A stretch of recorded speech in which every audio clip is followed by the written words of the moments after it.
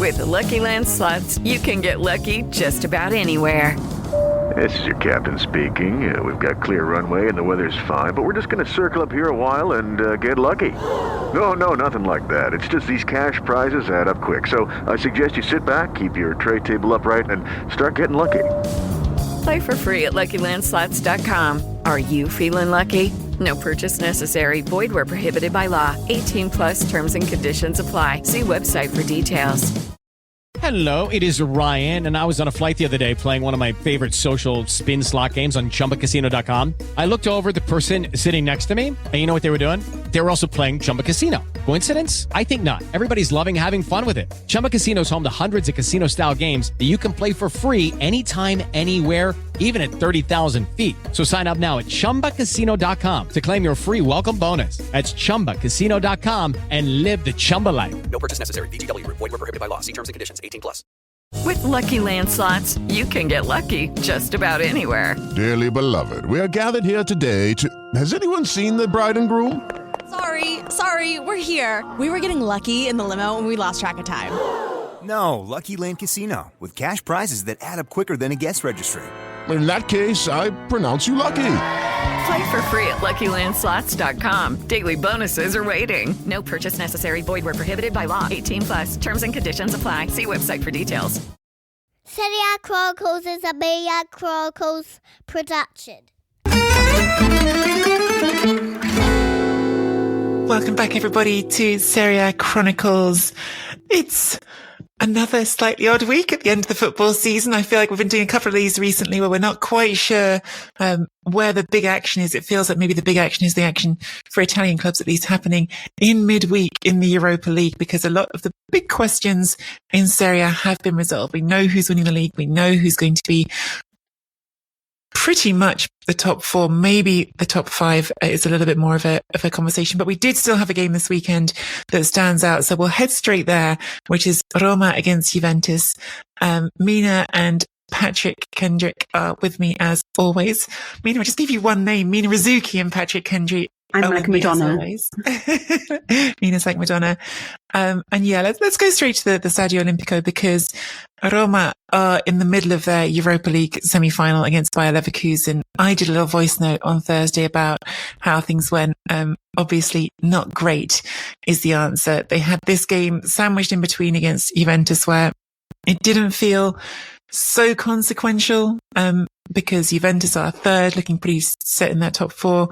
Roma, as Patrick had talked about on last week's podcast, will qualify for next season's Champions League if either they or Atalanta win the Europa League. So they've got an extra in there, but that might not happen. And so the top five is still relevant for them. So this was a game they did want to win.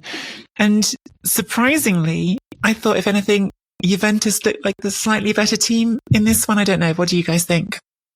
Well, like a stopped clock, I guess twice a season Allegri needs to be right, doesn't he? So, Oh, that's yeah, so mean. no, but they're due a good performance every now and then, Juventus, because they do have a better squad than people give them credit for. And I think Chiesa looked very bright and sharp, and he was dashing around the pitch, and it was like the Chiesa of old. Whether he's able to then sustain that remains to be seen. I've got a hunch that he's going to turn it on in the Coppa Italia final, because he seems to save his best performances for the Coppa Italia, the 2020 Euro notwithstanding. But I think you're right. Yeah, it's a tricky one for Roma, because if Atalanta get to the Europa League final and win, then Roma obviously could benefit from that. And equally, if Atalanta then get to the Europa League final, then they're going to be more fatigued as well. And given that Roma's next match is against Atalanta, it seems to be all in their favour to cheer them on. But there's been a lot of barbs which have already been exchanged between the whole Evan Ndika situation now. Gasperini getting annoyed about the fact that, I mean, we'll probably get into that on another show because that's quite long-winded. But I think coming back to Juventus and their trip to Rome, it was quite an open game. I didn't expect it because, as you said, Roma were fatigued. Juventus typically try and shut down big games like this, and often they're happy with a clean sheet and, where possible, a 1-0 win. We saw that earlier in the season. They beat Roma in December with a goal from Rabiot. They beat Napoli earlier on in the season, a goal from Gatti. So typically they've done okay in these matches. But it was quite open. Sfila had to make lots of saves. The Roma goalkeeper, Szczęsny, had to make a save late on to deny Tammy Abraham. I was a little bit surprised. That makes me think that finally maybe Juventus have just decided to release the shackles and they're perhaps disregarding a little bit of what the head coach is saying to them. Well, maybe. Do you remember in the Coppa Italia when it was against Lazio in the first leg, when they were just terrible in the first half, and then in the second half they switched it on and they asked Allegri what happened, and he said, "Well, I just told them to go forward." So maybe he just told them to go forward on this occasion. Some clever tactical messaging there, so we can get a better performance. It's interesting with Chiesa because I think this is the first time that we've seen him sort of really shine in a game, and yet he didn't get a goal. And it's annoying as well that he got taken off. So quite a few questions as to why this keeps happening. Another thing is just that I find this is a running theme now in Serie A. It's a lot of good play, a lot of good movement by some of these strikers, but not enough not enough end product. And I look around and I wonder what is going on, because I do feel like in Italy we have some of these players that create a lot or do a lot, but the level of consistency being shown in terms of that actually translating into assists or goals it's not good enough. Whereas once upon a time, what I used to think about Italy was that it's a super efficient league. So you would only create like a few chances perhaps, but they would all be converted quite well. And so especially with Juventus, let's say, that was always how I used to look at it. They were just, for ages in the Champions League, they would just look like the team that was below par, even in the heydays of 2017 and 15. And yet they would only need a couple of chances and Higuain or Tevez or Morata or someone would come through and it would just be goals. And then the other team would be like, how did this happen? And now I just think of it as being the other way. There's also something to be said about Juventus that just don't really know how to create from open play. Everything is either a cross converted with a header or it's something from a set piece. So attacking play is something that we've obviously beaten them with a stick. And as for Roma, I think they're just exhausted. But the question is why did McKennie say Juventus are exhausted? You're playing one game a week. Like, what's going on? Support for Serie A Chronicles is brought to you by Manscaped, who are the best in men's below-the-waist grooming. Shaving your jewels doesn't have to be risky business anymore, thanks to the Lawnmower 5.0 Ultra.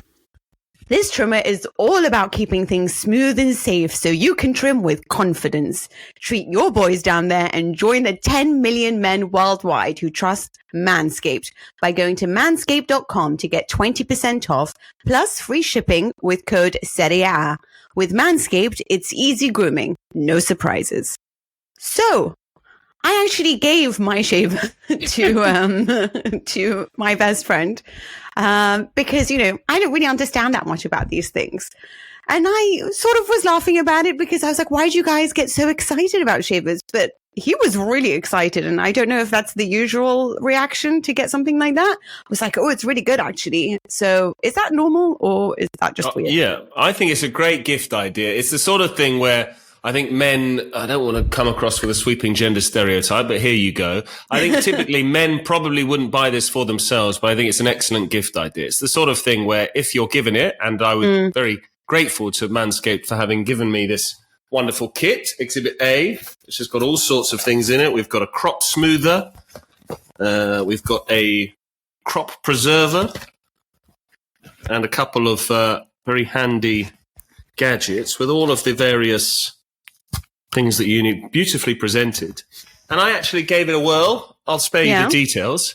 But it's very good. It's very effective because the thing you're most concerned about is obviously not cutting yourself. It's quite a delicate area. Again, I'll try and spare you any more details than that. But it does allow you to, it's hygienic.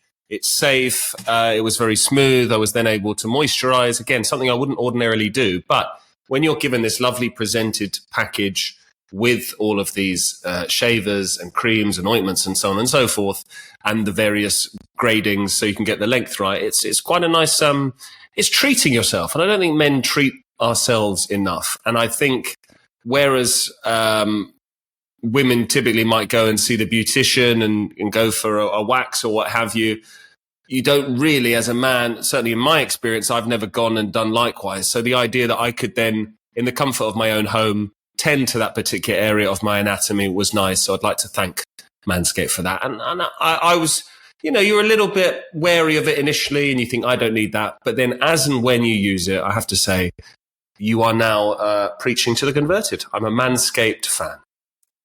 Same as me, right? I had to find someone else for mine. I gave mine actually to one of my best friend's husbands, which is a conversation to have with your best friend about is this an appropriate gift to give to your husband. But I checked in on him before because I knew we were going to be talking about this. And he seems very, very pleased as well, echoing a lot of what Patrick said. And he said actually the nose and ear trimmer that came in the kit was also really great as well. So definitely some good tools for all sorts of grooming actually from Manscaped. So well worth checking out if any of that sounds like something you might like, or also, as we've all just been saying, for a gift idea as well, maybe. Yeah. Also, Patrick, that is actually a really good point, because a lot of the times that, I'll, like for my birthday or whatever it is, people will buy me all these kits with like lotions and potions or like gift cards or anything that sort of, beautifies you, or use these lotions. And there's really nothing that I feel like I could get for a man on that occasion. So it's really horrible presents a lot of the time. Like, here's a tie or here's a pair of socks. Yep.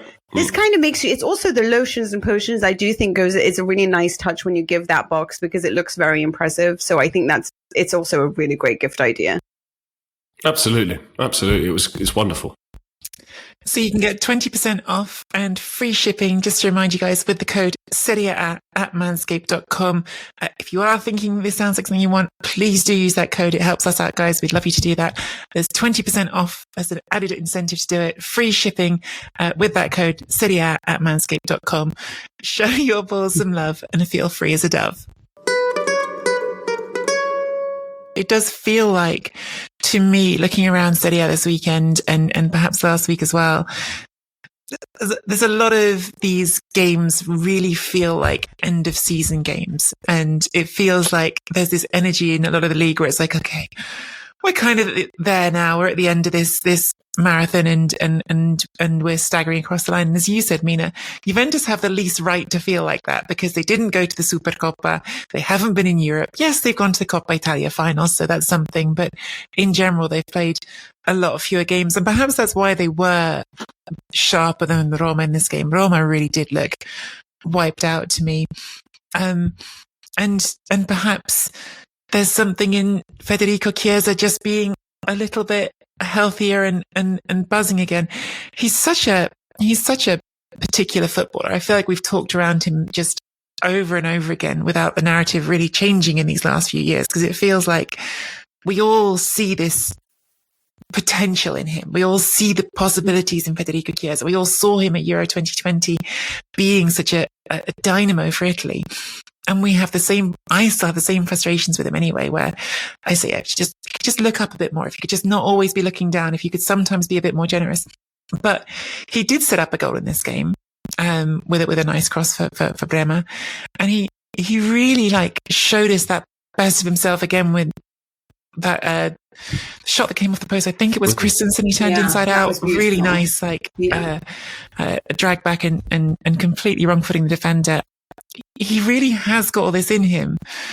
It's just that he's now 26 and are still waiting for it to happen, if you know what I mean. But do you not think a lot of what you see from him are just these individual moments of brilliance, like him taking everyone on? And it's the same issue I have sometimes with Kvaratskhelia. It's not enough. I mean, Juventus don't play enough as a team anyway, but it's not always thinking ahead of how he can help the team, but rather thinking ahead of how he can be good himself.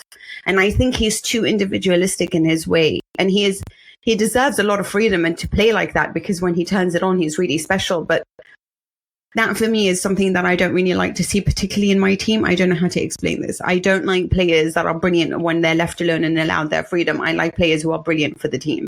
And I think that he is coming, even in the last match, when he came on with Milik at the time and tried to do something. Who did they play in their last match? I completely forgot last week. It shows how memorable the games have been. Milan last week. Right. Yeah, it was Milan. Yeah. And I do, he does, as soon as he comes on, right, everything changes. You realize there's a little bit more electricity. There is a little bit more, there is something going to happen, because he's somebody who can change the way that the game is being played.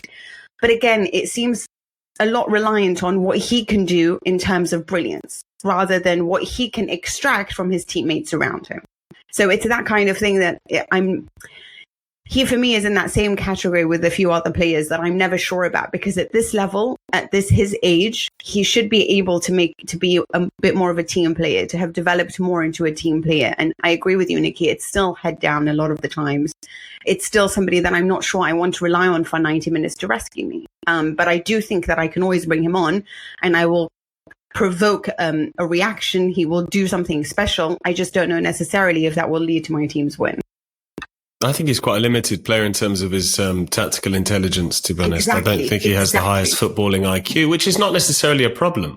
I think he's got a set of physical gifts and close control that allows him to be a devastating player. And I was trying to think now, just as we were discussing Chiesa, often footballing nations develop a similar type of profile. They have a handful of different profile of players. If you look back down the years, you can name at least 5 or 6 old school Italian number 10s from the 90s who would have a similar sort of playing style. You could say Del Piero, Baggio, Totti. They're all from a similar sort of bloodline there. But I'm trying to think if Italy have ever produced a player like Federico Chiesa. I was thinking back now, and I can't think of anyone that had that sort of very direct, searing pace down the wing and cutting in and shooting and curling the ball into the far corner.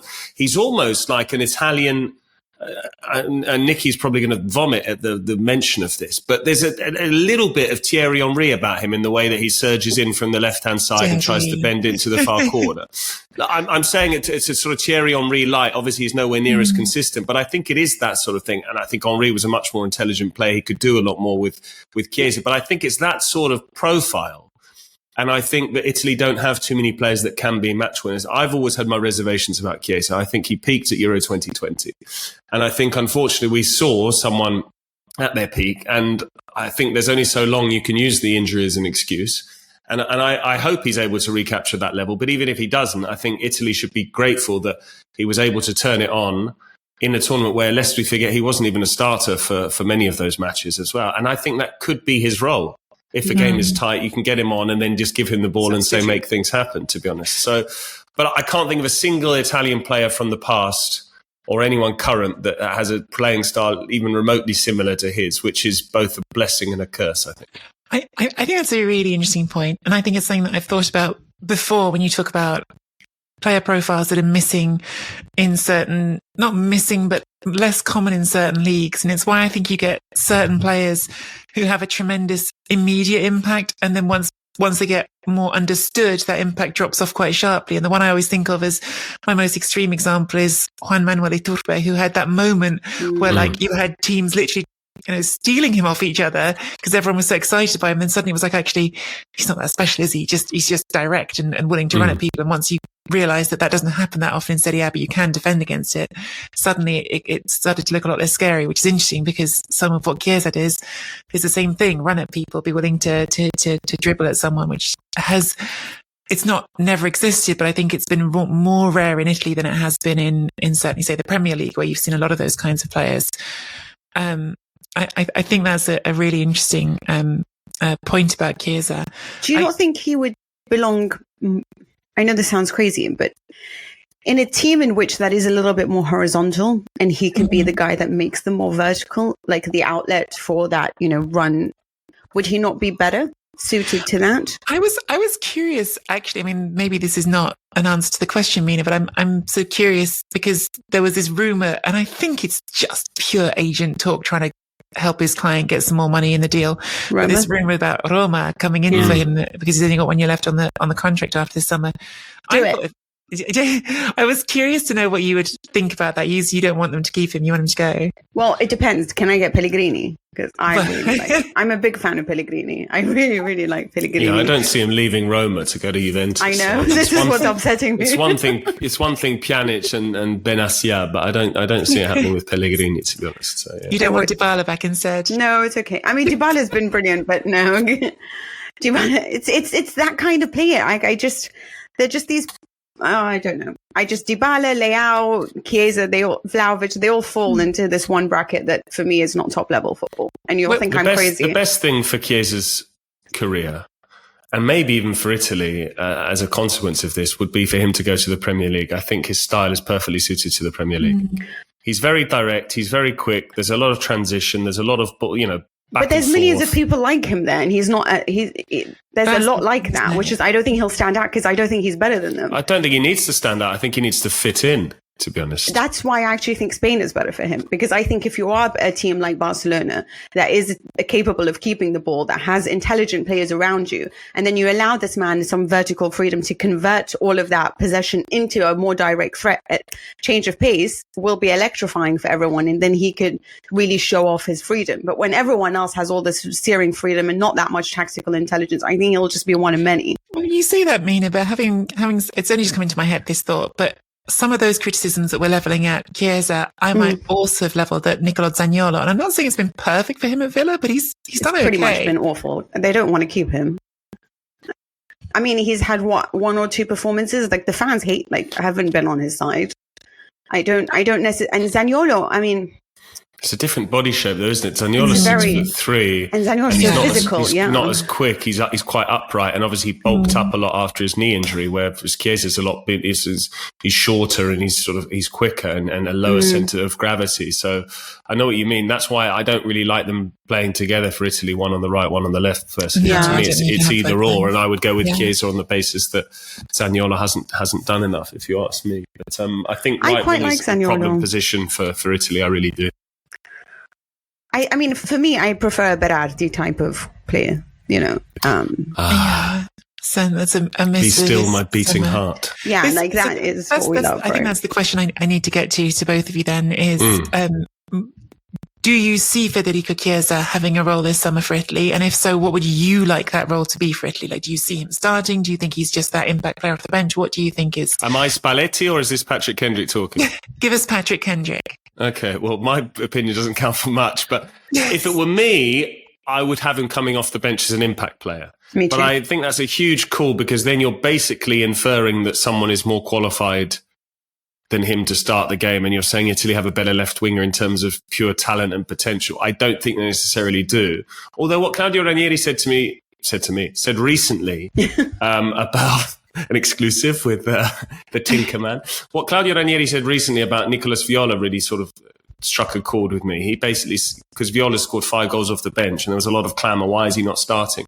And Ranieri said he's in the autumn of his career, which is obviously not true of Chiesa, albeit he has had some injuries. And he said he's intelligent enough to understand that he can make more of an impact off the bench. And why would I play him against, fresh defences when I can play him against tired defences? I apologise if I made that point already. I'm getting a bit of deja vu here, so maybe I've made that point before. But I can see a similar argument with Chiesa. If you've got these games which are very tight, and both teams are expending not only a lot of physical energy, but mental energy as well. If you can bring on Chiesa like that and literally just get the ball to him every single time on the left and say, run at people. And either he loses the ball or he beats his man, or maybe they double up on him and Spalletti works with them and say, okay, when you see they're doubling up on you, shift it quickly inside and then we'll switch it to the other side. We've got an overload. So I wouldn't start him. I'd have him come off as an impact player. I think Spalletti will start him. That's my hunch, to be honest. Mina? It's the lack of alternatives. There's just not that many. Great. I think there's many. It's just whether or not they're good enough. Yeah, there's a lot of that way. Actually. He's better than. Yeah, no, I feel like there's a lot of right wingers. I don't know how many left wingers there are, though. Do you know what I mean? If you're playing inverted, who is the starting? Who is the starting trident? Or here's how we're conceiving it, right? So I'm imagining. It's 2 trequartiste behind a striker is what I'm imagining. Oh, exactly. I had a 4-3-3. Yeah, me too. I had a 4-3-3 in my head too. Thinking, I'd like to see the back three, but maybe I'm wrong. I'd like to see the back three. You could be right, but where does Chiesa fit in the 3-5-2? That's been the issue all season with Juventus. Second striker? Well, is it a 3-5-2 or you want to play 3-4-3 like a 3-4-2-1? Or 3-4-2-1? Head to SerieAchronicles.com/Patreon now and subscribe to the Chronicles Tifosi Patreon membership with a free 7-day trial. Get early access to every full-length episode and voice note before the rest of the world. Plus, all episodes are 100% ad-free. And you get bonus Patreon-only exclusive episodes, video episodes, and behind-the-scenes extras. Also, be sure to join the new chat community in the Patreon app and chat with fellow subscribers. Lucky Land Casino, asking people, what's the weirdest place you've gotten lucky? Lucky? In line at the deli, I guess? Aha, in my dentist's office. More than once, actually. Do I have to say? Yes, you do. In the car before my kids' PTA meeting. Really? Yes. Excuse me, what's the weirdest place you've gotten lucky? I never win and tell. Well, there you have it. You can get lucky anywhere, playing at LuckyLandSlots.com. Play for free right now. Are you feeling lucky? No purchase necessary. Void where prohibited by law. 18+. Terms and conditions apply. See website for details. It is Ryan here, and I have a question for you. What do you do when you win? Like, are you a fist pumper, a woohooer, a hand clapper, a high fiver? I kind of like the high five, but if you want to hone in on those winning moves, check out Chumba Casino. At ChumbaCasino.com, choose from hundreds of social casino-style games for your chance to redeem serious cash prizes. There are new game releases weekly, plus free daily bonuses. So don't wait. Start having the most fun ever at ChumbaCasino.com. No purchase necessary. VGW. Void where prohibited by law. See terms and conditions. 18+. I don't like very narrow. I think there's quite a lot of players in that conversation, right? You've got Pellegrini, obviously, who's been mentioned. You've got Politano. You've got Chiesa. You've got even Politano. Someone like El Shaarawy for the season he's had at Roma. Stop! I'm surprised. There's a lot of names, but are they great names? That's the question. No, none of them are great. The way I feel about the back three is, I think Spalletti played it in a couple of meaningless games in March to appease all the clamour that there was around. We've got all these teams that play with a back three. The Italian champions play in a back three. I don't see him going to a back three. Really? I see him playing a 4-3-3. And I think he'll start with 4-3-3, Nicky. I think 3-5-2 I see Di Lorenzo at at right back. I think he'll pick Mancini and Bastoni, or Mancini and Acerbi possibly. And then I think he'll play Di Marco as left back. That's the way I see him doing it. And then I think he'll have a bit more of a workman-like midfield, because someone needs to, certainly on the left-hand side, someone needs to work hard to make up for Di Marco's defensive deficiencies. And then I think he'll play Chiesa on the left, whoever it's going to be on the right, maybe Zaniolo at this stage, because while Politano's had a good season, he's not really played much for Italy, and then Scamacca centre forward. So I don't see him veering away from that. I take your point, but I think otherwise it sounds like you're favouring a system for the defence, but then everyone else within the system doesn't necessarily fit. I mean, you can't have El Shaarawy starting for Italy with the greatest of respect. You can't have Politano starting as a number 10, nor Zaniolo. Do you know what I mean? I feel like if you're going to play those players, you need to put them in, you need to put the square pegs in the square holes, or whatever the bloody mixed metaphors. Nicky, give me your 3-5-2 just so I can understand more about what is it. The one that is like, because I'm trying to remember, I'm looking at the one, there's the Venezuela or Ecuador, or both. Yeah, I mean, I'm gonna have to, I need a minute before we're doing the full 11. I've got to I mean, just to give you a clue, I'm just trying to remember, against Ecuador, it was, I care more about the attack than I care about the defense. Because I mean, the defense, as far as I'm concerned, is I support the idea of use as much of Inter's defense as you can, frankly, because it works. Like, don't mess with it. It works. I agree. And so then it is the. So you play Darmian at right centre back? I've got no problem with Darmian at right centre back. Me too. I think he's playing Champions League games in that role. Why not?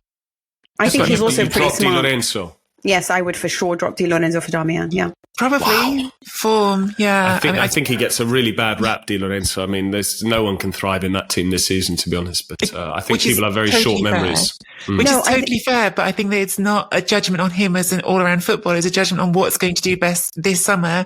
And I think when you've got a formula that's working somewhere else, if you can, as a national team manager, just take that and go. True, but Di Lorenzo ended up coming into the 2020 side because Florenzi got injured. He wasn't even supposed to start, and he was one of the best players in the tournament. That was a team that was working well with a back four. So, but then that's 3 years ago. So, I always choose experience. I like Darmian. I think that there's something about Di Lorenzo's mentality that I think when the team's falling, he's not somebody that can change it. Whereas I think Darmian is quite good in his leadership role. Well, one's a Scudetto winning captain, the other's a bit part player for Inter. I mean, do you know what I mean? He is, though. He's a backup. He's a backup to Pavard now. Do you know what I mean? He played because Skriniar threw his toys out of his pram and then got injured. That's why he played. Yeah. He's a very good pro, and Dumfries is very inconsistent. So he's just like, he's never the first name on a team sheet, Darmian, to be honest. And I actually think he's better at right wing back than he is at right centre back. So I wouldn't have an argument with him playing at right wing back, but I think as right centre back, he's doing a job. I agree there. about the wing back thing. I do really like him in that role a bit more than I prefer him as a centre back. I'm not. But okay, so listen, let's just put that aside. Yeah, let's do it. I think that's also there's no Udogie. I'm so upset about Udogie missing. So let's say we've got Cambiaso, Locatelli, throw in whoever you like. A good player. Yeah. Who would you then have as your, like you said, Nikki, that you like the idea of having a 2-1. So sort of two. I don't know if I've even thought about it enough to say it's definitely what I like. I think that's just what I've been thinking it would be. Whether or not I'm right about it, I'm not sure. Nikki, I've just thought that's a very good idea. That we haven't even mentioned have been considered recently, like Bonaventura. I don't want him to start, but he's been in that conversation. He's been part of the testing. And I don't think I even mentioned Raspadori before as well. Again, that Napoli team has done a great season, but he's part of that conversation.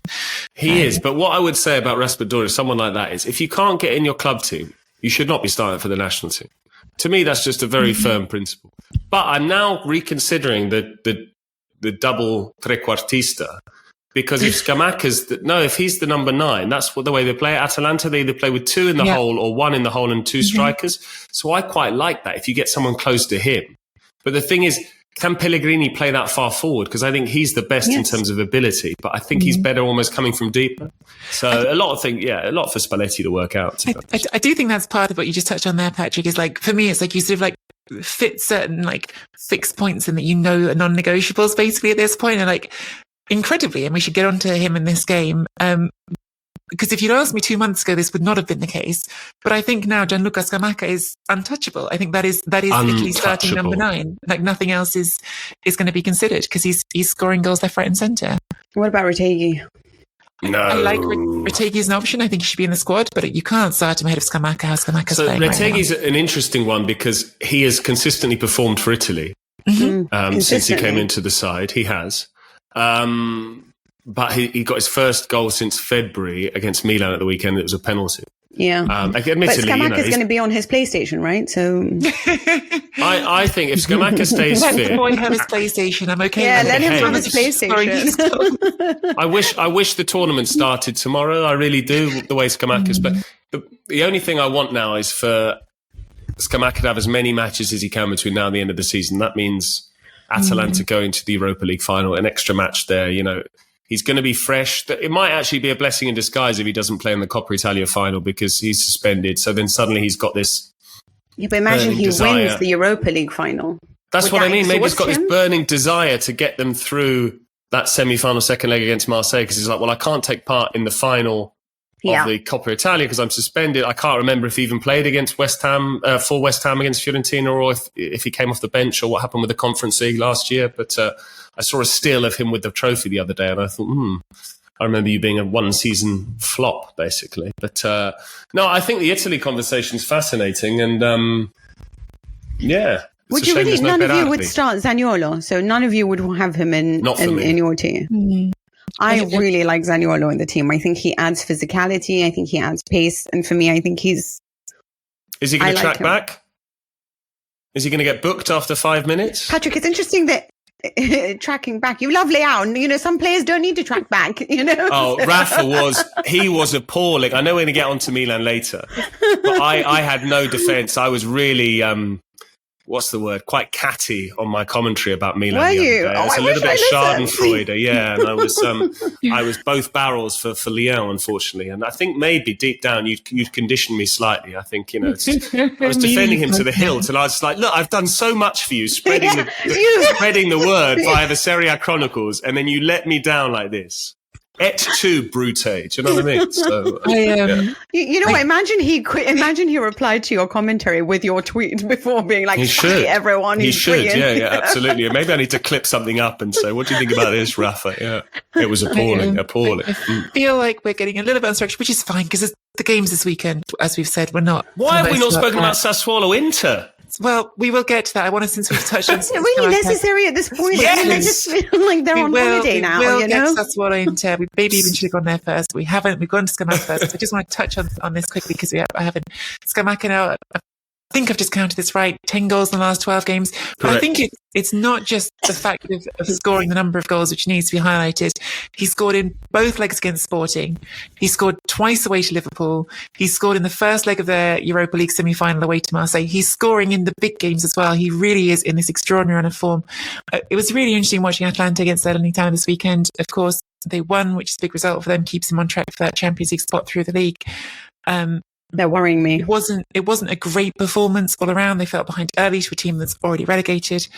I think they're a really mixed group at the moment. And I think that when you watching them, for me in this game, I really felt that Ademola Lookman, who I like and who has been really good for them at times, despite the fact he has actually scored a couple of goals recently, he just looks like he's in one of those phases where he's trying to do too much. He's trying too hard to make things happen. It's not happening for him.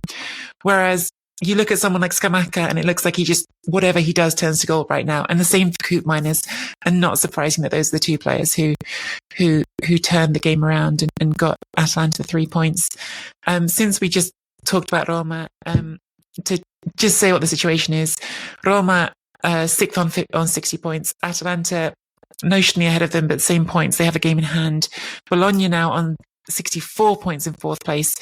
So Atalanta's game in hand is a big one. There's been a whole series of catty back and forths, which we probably don't need to go into, about the fact that game got delayed. Of course, that was the game against Fiorentina that was delayed because of Joe Barone's illness and then death. So a pretty significant reason why that game got delayed.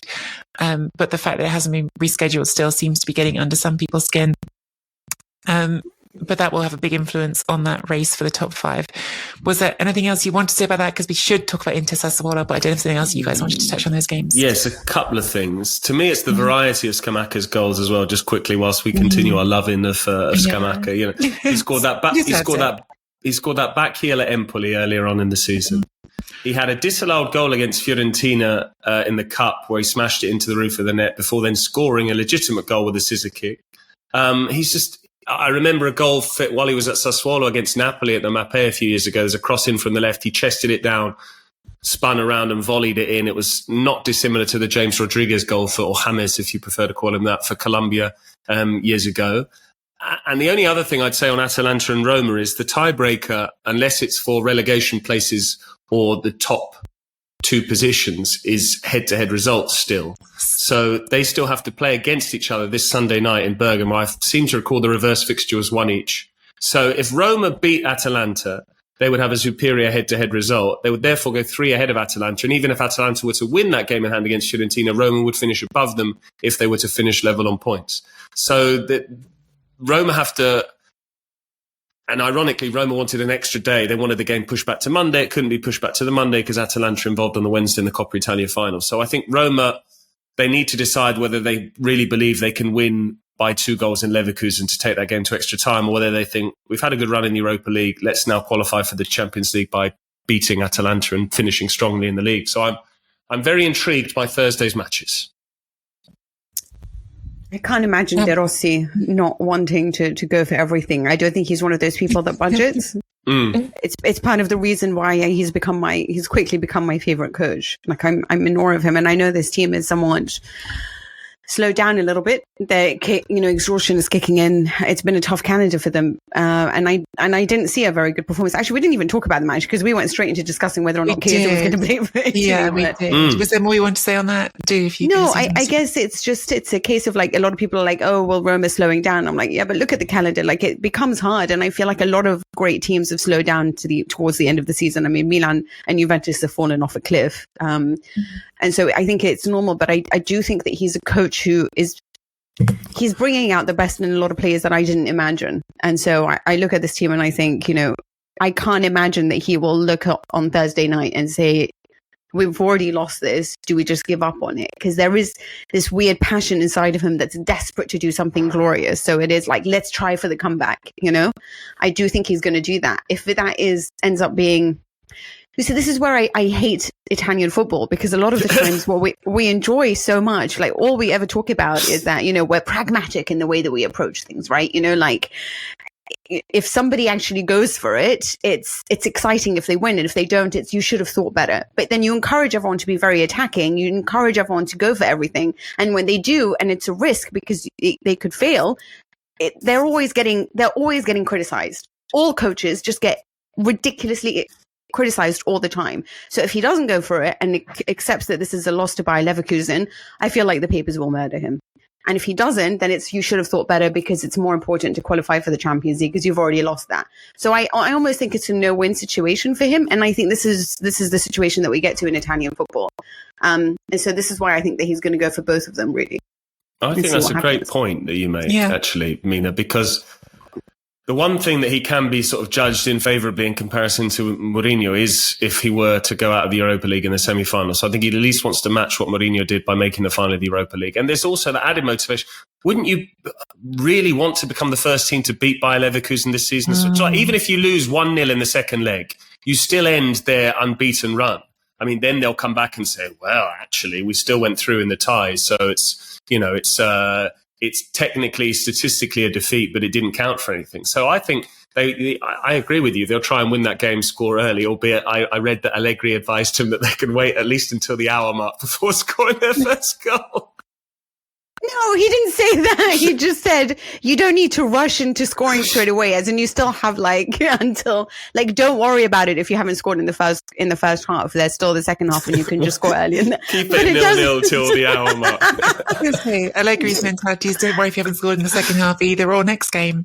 Exactly. Allegri did that against Tottenham, and it's my favorite game of them, because they didn't score till the end and they knocked them out, and it was brilliant to watch. So.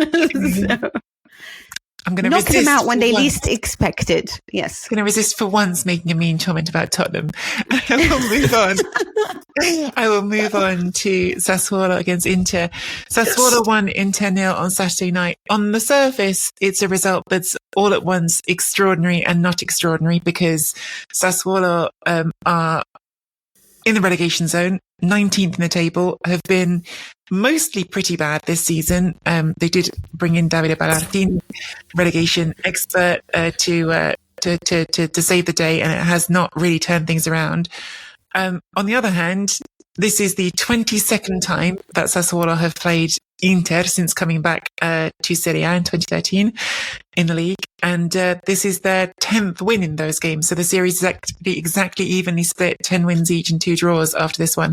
So in that sense, you could call it predictable. And also, perhaps in some other senses, some more cynical people think it was predictable. Patrick, I know you don't like this argument at all. Raging. Because I think it does a disservice to so many people. It does. Do you want to explain it, by the way? Sorry, before. Yes. A bit more So basically, there's this term scanswolo, which is an alternative name for Sassuolo. The idea that they scansare, they just sort of down tools and just sort of, But at various times, it's claimed that Sassuolo love Juventus and just sort of roll out the red carpet for Juventus, and they've got it in occasionally for Milan, but at all times, Andrea Consigli, apparently, according to Inter fans, plays terribly all season before becoming Superman every time the Inter come to town. It's a nonsense, basically. What it is I think Inter frequently are guilty of hubris, and they underestimate Sassuolo. Down the years, that's happened many times, and I think a lot of it is born out of the fact that even the Inter side, which was part of that terrible run of 6 or 7 seasons. Sassuolo first came up in 2013-14. I've got a soft spot for Sassuolo because they came up to Serie A for the first time when I moved over to Milan and started commentating on Serie A. So I've literally seen their progress throughout. And I'm a big fan of Domenico Berardi, but I think Sassuolo, they're damned if they do and they're damned if they don't, right? This is a town it's a very small town. They play in neighbouring Reggio Emilia. Reggiana have a greater history and fan base and whatever. And they're outnumbered almost every home game they play, especially when they play against the big boys, right? So already people are writing them off, saying that they haven't won all season.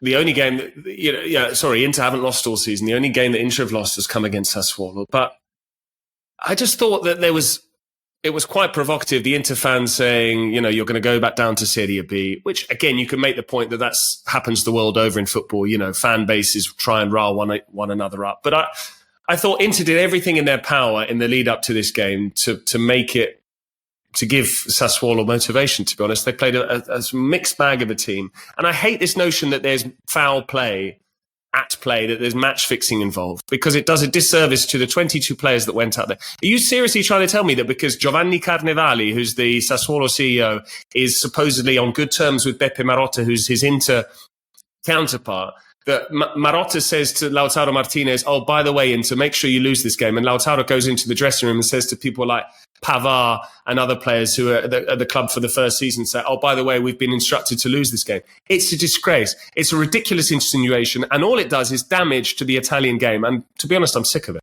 Hello, it is Ryan, and I was on a flight the other day playing one of my favorite social spin slot games on chumbacasino.com. I looked over at the person sitting next to me, and you know what they were doing? They were also playing Chumba Casino. Coincidence? I think not. Everybody's loving having fun with it. Chumba Casino is home to hundreds of casino-style games that you can play for free anytime, anywhere, even at 30,000 feet. So sign up now at chumbacasino.com to claim your free welcome bonus. That's chumbacasino.com and live the Chumba life. No purchase necessary. VGW. Void where prohibited by law. See terms and conditions. 18+. Okay, can you guys wind back, because I feel like I don't know this. I didn't understand this. Yeah. So what's going on? Are the fans saying that? Are Inter fans saying that Sassuolo are cheating, or they are cheating? No, Milan and Juventus fans are saying that Inter deliberately lost the game to do a favour to Sassuolo as some sort of deferred payment on Fratesi, who they got for a cut price deal. Oh, is that? Oh, I didn't know this. It's proper deep conspiracy theories. But also, can we just look at something as well? This is what's driven me mad as well all season about the whole who's better, this season's Inter or last season's Napoli, and people using bizarre metrics like Inter are going to finish with 100 points. Napoli only got 90. Of course, Napoli only got 90. They won the league with 5 games to spare. Inter have won the league with 5 games to spare. What happens when you win the league? You party because you beat Milan. You party because you beat Torino. And by the way, you only beat Torino because they got a red card in the second half. Otherwise, it's ending 0-0 that game. Then what happens? You don't have any motivation. Make what you want about we can finish with 101 points, or we're going to go 45 games in which you scored consecutively, or we're going to concede fewer than 20 goals against. Wait, what's Juventus this conspiracy theory? No, my point is, sorry, it's a very long-winded point. This is not a conspiracy theory. My point is that could we not consider that Sassuolo, who are 4 games away from being relegated for the first ever time from Serie A since they came up, could we not concede possibly Sassuolo, who, by the way, as Nicky said, have beaten Inter 9 times in the past, might have a bit more motivation than a team that have been partying for 2 weeks since they won the derby? Could we not concede that? Absolutely. Inter barely had an opportunity in the second half because the players can't be bothered. They've got one eye on the Euro. It's an away game. They travelled on the day. Ordinarily, they would travel the night before. You know, you take your foot off. You cannot have the same motivation. It's human. And I don't blame Inter for that. So I think all this stuff about the only way you get 100-point seasons or 98-point seasons is when you have teams like Liverpool and Manchester City who are pushing each other all the way, and you have to win every single game so as you win the league. If you win the league with 5 games to spare, then your level drop off. And Inter might Juventus. Exactly. And Inter might well drop off. They might lose at Frosinone on Friday as well, because Frosinone have an objective. They're trying to stay up. So I just thought it was very cruel to Sassuolo. I thought it was quite rude to Inter, questioning their professionalism. It's not a good look. We've had match fixing in the past in Italy, so I understand why people go there, but it's not conducive to the game moving on from those scandals of the past when every time we get an unexpected result. You know, that happens in the Premier League. People say the beauty of the Premier League, anyone can beat anyone. In Italy, it's like, how dare Inter lose at Sassuolo? It's a nonsense, and it did my head in. I think I was going to say the sort of the things that give the lie to this for me is, Lautaro does score in the first half, and it's disallowed for a narrow offside. I mean, did Lautaro time his run perfectly to make sure he was that fraction offside so that it wasn't going to count? Like, there's stuff like that. And I think the point you made about going into the dressing room, I mean, do I really believe that, like you said, players like Pavard and Alexis Sanchez, who I think probably out of everyone looked like he was running around like like Alexis Sanchez does in that first half. Are they really sort of going, yeah, sure, don't worry about it. We'll make sure we don't win this game. Is this not just a normal thing that happens, like when a team wins? That I know that Thank you. I just remember that at the time when we were winning and Sassuolo were losing to us, people will say it's amazing how every time Juventus come around, Berardi is not playing, And I actually eventually started to be like, yeah, that is weird. Like, why is it that he's never playing against us? Like, maybe it's right.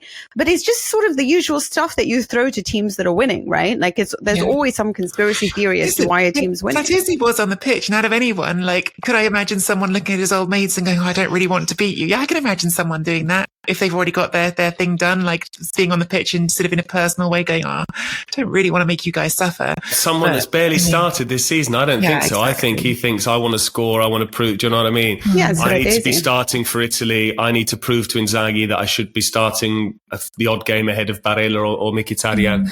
And it also brings me...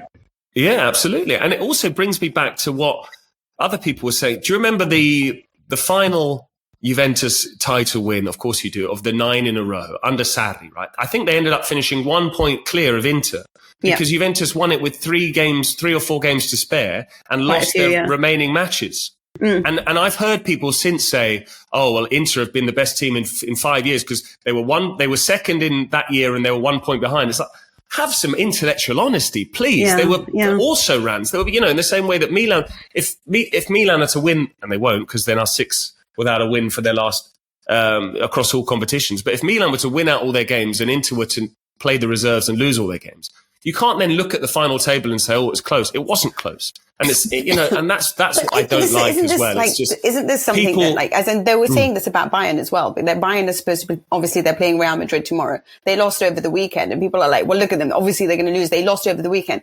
Yeah, but the league's already been won. They've got nothing to play for in the domestic. They don't care if they finish second or third. It doesn't matter anymore. They care more about what they're going to do in the Champions League. So this is not how you rate teams. It's exactly like Sarri's team. The team completely fell off at the end because they just didn't need to care anymore. Just like Juventus fell off last year when they realized that they'd been deducted points, that it's hard to get back on. And so I do feel like a lot of the times when people, this is a lot about nothing, if that makes sense. This is as much ado about nothing. It's a very Italian thing, and it's just constant conspiracy theories on why things happen. There was actually, I thought, quite an interesting point. Probably should move on from this game somewhere because I'm dragging us on too long with this conversation now. But I thought it was quite an interesting point from Paolo Condo during the week as well, saying that he wondered if Juventus, who themselves had this very uneven season where they started brilliantly and then faded away, almost in some ways hurt Inter's prospects of winning more than just the league, because Inter felt so compelled early in the season because the pace Juventus was going was so fast to put all of their focus on the league and make sure that they were staying ahead in that race. And perhaps some of those team selections in the Champions League group stage against Sociedad, when perhaps they should have been focusing on those games, making sure they won their group, didn't get drawn against Atletico Madrid in the Champions League. If they'd had their focus a bit more even then, they still would have won the league and have kept something back. I agree with that. It's really like... I see it the other way. Yeah. I see it the other way. No, because I think, and I mean, what you're just saying about how Juventus last season, they punted everything because they knew they had the points penalty. I think Juventus, as soon as they didn't have motivation this season, that's why they've been so bad in the second half of the season. Yes, they were overperforming and overachieving the first half of the season. They're underperforming and underachieving the second half of the season. But I think it's a bit more nuanced than that. I think until Milik gets that red card, because then not only did they draw that game, Inter win the next day in Florence, and then Inter win the Derby d'Italia. I think those two matches, basically Juventus, they lost belief that they could do it. They were really sort of, and I think as long as Inter were being pushed all the way by Juventus, then I think they had more chance of actually winning that Champions League match because it keeps your focus and your level high. So wait, so you're saying Juventus for either way. So what are you saying about Inter's Champions League? Sorry, that Juve... I'm saying that Inter would have had a better chance of going deeper in the Champions League had the title race been pushing them all the way and not been, because it was early on in February, and I think they played the second leg in late February against Atletico Madrid. It was early on in February when it became clear that Inter were going to win the title quite comfortably because Juventus threw away. They drew against Empoli, they lost to Inter, they lost at home to Udinese, and they drew against Verona. They took 2 points from 4 matches in a row. Do you think success can be achieved better? I don't even know how to say that better. Look, I think that when it becomes easier, like it is for Napoli, there is the potential sometimes towards the end of the season where you drop off when you have nothing to fight for. I do think that can happen. I do feel had Juventus been in the race for longer, then I wonder what would have happened to Inter. I think they would have won more or done better. I do think sometimes when you are constantly on your edge and you feel like someone's chasing you, it makes you better because you start to remember how it is to fight in every single game. And that, I agree with that entirely. That's what I was so saying, with this, yeah. I absolutely agree with you. And I think sometimes when you don't have anything to go for, it just becomes harder. Like you've just partied. For them to lose against Sassuolo, I think was entirely possible because also a lot of bets came in for Sassuolo, which shows you a lot of people felt that could go this way because they had partied all week. It's a very normal thing to do. So but I do feel like we need title challenges that are very close so that our teams could continue getting better. And Juventus was so good because they were fighting at the start of the season. When they lost the will to fight because they felt like they couldn't win anything, look at the exhaustion. Look how awful they've been because they're actually a very mediocre team. So what was holding it together was the fight. Without the fight, got nothing. Not a lot of particularly Milan's fight. Should we talk about that? Huge games jumping out, but there was the Milan 3, Genoa 3. I love Genoa. A game which perhaps noteworthy as well for. There's 6 goals scored in the game, but also noteworthy for the Curva going on strike, walking out. This big statement released by the Curva Sud as well, talking about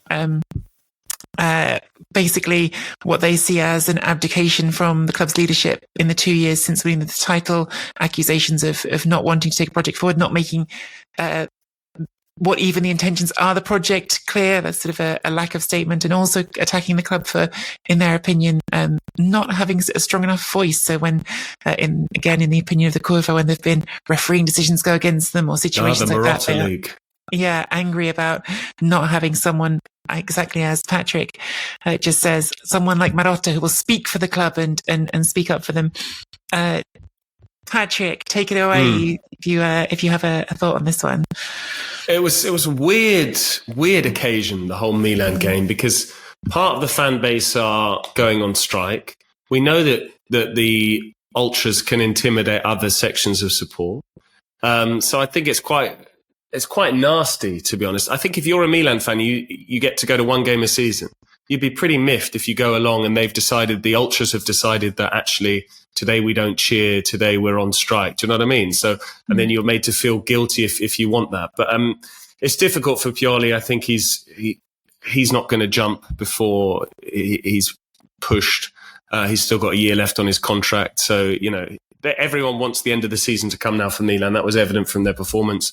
I thought the way Tomori dived into that challenge after 3 minutes is another reason why Gareth Southgate doesn't pick him. And I think anytime there's clamour for Tomori to be in the England squad, sometimes people overlook how he can have these awkward moments. And it was lethargic, lackluster from Milan. No one really wanted to be there.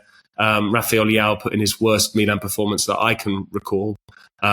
Was taken off, slunked off behind Pioli without shaking his hand straight down to the dressing room, was booed by the fans. And I feel some sympathy with the fans, but equally I think only one team can win. And you had your time 2 years ago. It was Napoli's time last season. It's Inter's time this year. If Inter go on a win... Wait, that's fighting talk. I love that. I do think if Inter were to win the next season and the year after that, and they were to win 4 in a row, and Milan were to be also Rans, then I can understand a bit more dissenting voices.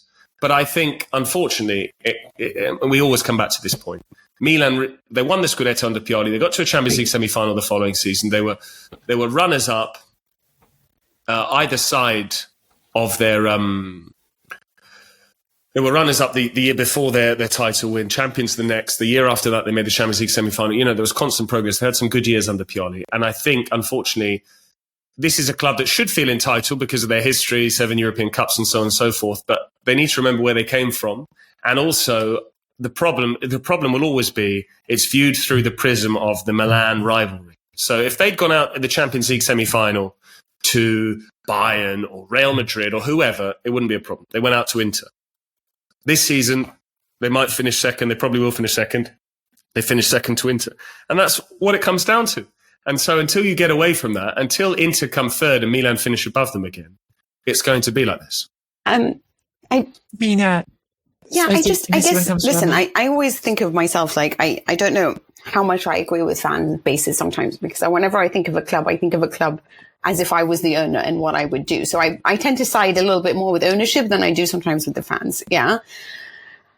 And here's the thing, like I do feel sometimes it's like fan bases. One of the things that I really hate about analysis, is that a lot of the times, like, for example, when Milan lost to Liverpool, it was like, oh, this is the great Milan. Like, you didn't even put up a fight. And I'm like, okay, but it's not the Milan of Shevchenko. So like, chill out, you know, like I thought the analysis was so poor because they weren't taking into account the team that was being presented by Milan and all of that. But I think the fans are guilty of the same thing. So I agree with Patrick. In many ways, it's like, this is a team that has been consistently fourth or fifth in terms of budget and spending. It's been less than Roma. I think that they've done a lot for that kind of budget considering, and yet they're being judged by their name right now. It's like, well, you're Milan and we expect more. On the one hand, I sort of respect that because as fan bases, we always demand so much from our teams, especially when you have great history, right? But there is something to be said. For example, I'm thinking now of like Liverpool. Like, if I'm a Liverpool fan and I've just watched this team like do so well and then just drop off a cliff, and now, like, you know, there's arguments on the pitch line between between the best player and between the coach, then I'm going to have a lot to say. If this was an Italian fan base, they would be like protests galore. Like, how could you throw it away? And how could Liverpool lose to Atalanta? The shame of it. Oh my God. Look at how much we're paying. It would be nonsensical. It would be all over the Gazzetta headlines about how they threw it away. And yet what Liverpool did and what the fans did was hold their hands up and say, Atalanta were better. We'll move on. We have other targets. We'll try to rebuild. We'll try to be better. But we just don't have that. It's an interesting comparison because there was a lack of flags the night that Atalanta went to the Cop. That was a whole sort of subplot that I think didn't get as much pickup in Italy as there was a whole fan. But I think part of that was because actually Liverpool just expected to get through that round, and some fans later regretted. Sorry, they didn't hold it enough. Can you reply that? Can you repeat? It wasn't a full walkout like what Milan did, but there was a decision by fans on the Cop to I can't remember the full context of what that was about. So you'll have to forgive me on that one and ask a Liverpool journalist, but there was definitely a sort of mini fan protest going on during that Liverpool-Atalanta game, which is why we didn't get. But here's the thing, like a lot of whenever they do lose or whenever stuff happens, no one's ever demanding Klopp be resigning or Klopp move on. And I just feel like this is the constant thing we have. Like, they lose two matches and Inzaghi should be out in Inter. Oh, how dare you? You know, like, this is just hideous. You only reached the Champions League final. You couldn't put up a fight in the Scudetto. You should go. You should walk out the door. It's again the same thing. Oh, purely you didn't manage to overachieve with 10-year rivals and a salary budget that's lower than the top teams in Italy. Like, you should be out the door. Oh, Juventus, you're paying loads of salary because you have been so financially mismanaged, but you have a really crap team actually that's like got loads of absences in the key parts. Again, it's never judged based on what you have. Now, there's one thing to be saying is that I do think there's something wrong in the ownership and the constant changes. I don't agree with the sacking of people like Maldini. You wonder as well about their ambitions for the club, because they are more or less a club that seem to care a lot more about media than they seem to care about what's on the pitch. And that is by look at the players that they're targeting. Yes, sure, they're not in there for going for like £100 million players. They're in there to try to create a sustainable project. You may disagree with that when you're Milan because you've never been a sustainable project. So I get that. I get that protest, and more power to them. But at the end of the day, you also can't start blaming people when you're asking more than they can produce. At the end of the day, this is how much you can pay. So you can't expect players to overachieve all the time. Your players are players I didn't hear about before. I didn't know who Reinders was. I didn't know, or I didn't watch these guys on a regular basis to think they're going to come in and start beating like Barella and Lautaro Martinez, who's just won a World Cup. So I do think there's a lot that we're not judging based on reality, but rather on history. And while this is who we are and this is our name and this is what we expect, this is where it gets really annoying to watch. And then it's also the media. Isn't this the end of the cycle? How hideous is this tactical? Like, yes, I get it, but there's so much to look into this. There's so much to analyze in this. And I don't think anything is ever properly analyzed. It's only dramatic, hysterical reactions all the time. And it's starting to get really tiring. It's making me actually not like the league anymore. So in conclusion, purely out, sack the board,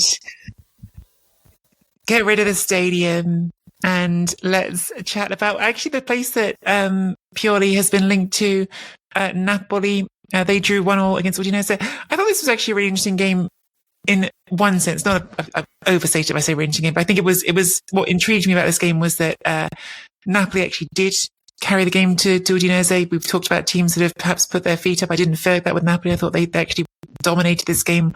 Osimhen put the ball in the net twice. Second one was rightly disallowed, but it could easily have been a Napoli win, and then we wouldn't have been talking about these end of season Biscotti and teams at the top not putting up as much fight as they should. But in the end, Udinese did get the goal back and equalise. Osimhen, I'm finding a fascinating little mini case study right now, because he looks like he is done. He wants to leave, yes, but he also doesn't want to stop scoring goals because he's Osimhen. So he's out there chasing the ball and putting the ball in. But at the end of the game, his body language is just like, the body language of someone who's counting down each game one at a time into let's get out of here. I'll be very surprised if he's back next season. I've mentioned Salernitana against Atalanta. Torino drew 0-0 with Bologna. Was the 75th year anniversary of the Superga air disaster, another moving tribute over the weekend. Verona won 2-1 against Fiorentina. Big win for them. Big win for them in the relegation fight as well. Monza drew 2-2 with Lazio, which probably I think we can stop talking about Lazio in that top 5 conversation now. Cagliari, Lecce 1-1 and Empoli Frosinone also 0-0. Guys, I just want to tell you, if you are listening, yes, that before the pod started, we talked about doing a shorter pod because we didn't have that much to talk about. We've ended up on 15 different rants. I've given up on Italian football. Patrick's had enough of it. It's incredible. And I think this might just be the longest pod yet. Thank you anyway for listening to us rant on about all the different things that have happened this week. I am hoping for some more excitement next week, but it just seems to be a little bit exhausting at the moment. I just don't want to see any more draws. But either way, thank you for listening to us. We will be back next Tuesday. Please find us on all our socials. All our links are in the show notes, and let's hope and pray that Roma managed to get some big win and a comeback, and Atalanta can do something special. Thanks to Patrick Kendrick. Thanks to Nikki Bandini and her wonderful hosting. I'm Mina Rizuki. Over and out.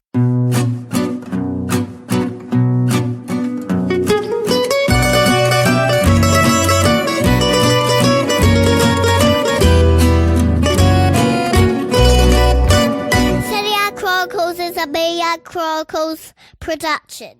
I tried to move us on quicker, and then I realised I enjoyed it today. It's quite good going just. It's actually nicer when we have a discussion than when we actually are just. It's much nicer like this. I think. Anyway, it's more fun for me anyway. Yeah, it was a fun conversation all the way through. It was. Sports Social Podcast Network.